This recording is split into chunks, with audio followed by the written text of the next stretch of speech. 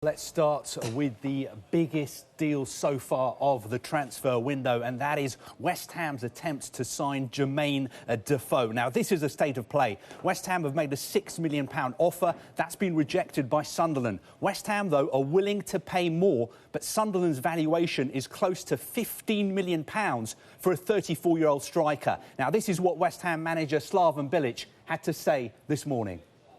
He does the things that are the most important in a football game, and that's goals. And he's scoring them. He scored them last year, and in every game, it's not only scoring goals. He's got chances. He's in chances, and the most of the chances he's converting them into goals. So he's an excellent player, of course.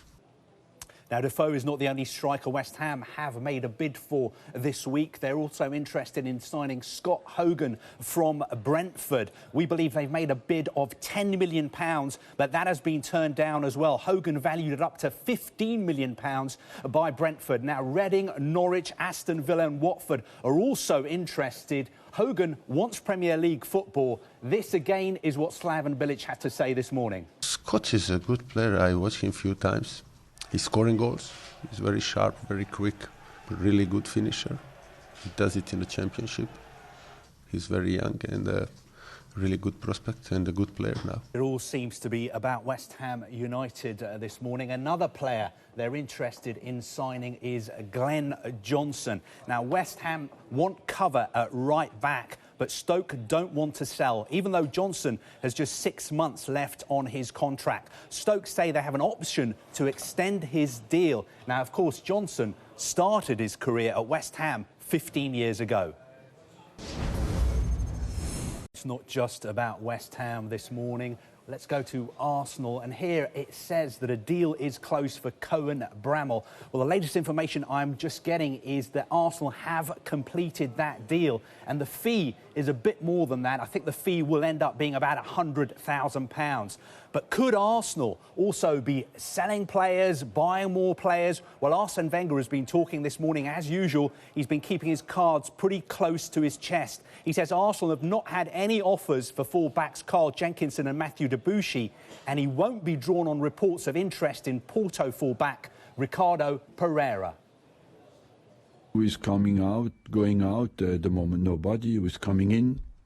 Nobody. But for us, the best way would have be to get Cazorla back, to get Danny Welbeck back.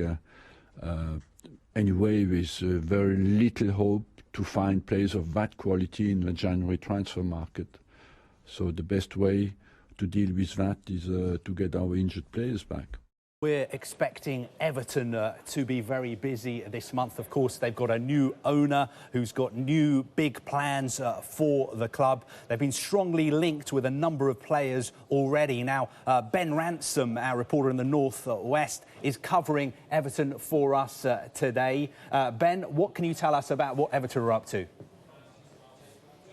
Yes, Carve, we could potentially see one of the biggest domestic deals of this window confirmed today, because Charlton forward Ademola Lookman travelled up to Merseyside yesterday for a medical. That's all now done. We understand personal terms aren't an issue, so we're expecting this deal to be confirmed today. The fee being talked about is £10 million, although it is my understanding it will be a bit less than that. However, clearly a statement of intent from Everton, who, as you rightly say, we do expect to be very busy this month. Another player they're being linked with is Memphis Depay from Manchester United. You might remember around 6 weeks ago, Ronald Koeman publicly expressed his interest in a loan deal. Now, at the time, Jose Mourinho wasn't too happy with those comments, but since he's revealed that Depay can leave Old Trafford in January. Everton then interested potentially in a loan, although United, we understand, would prefer a permanent transfer. Given all that, reports this morning in France suggest that Nice are also perhaps tracking Depay, and they are looking to make a loan deal with the option to buy in the summer. So watch this space on him. Everton looking for perhaps more than one player from Manchester United, because it's our understanding their number one target is Morgan Schneiderlin. Now, the player is available again, like Depay, to leave Old Trafford in January. It seems as though at this stage that Everton would be his most likely destination. That's despite Everton's opening offer of around £19 million being rejected. West Brom also in the hunt. They've had an £18 million offer rejected, but it's our understanding Manchester United are looking for closer to the £24 million which they paid Southampton for his services back in July 2015.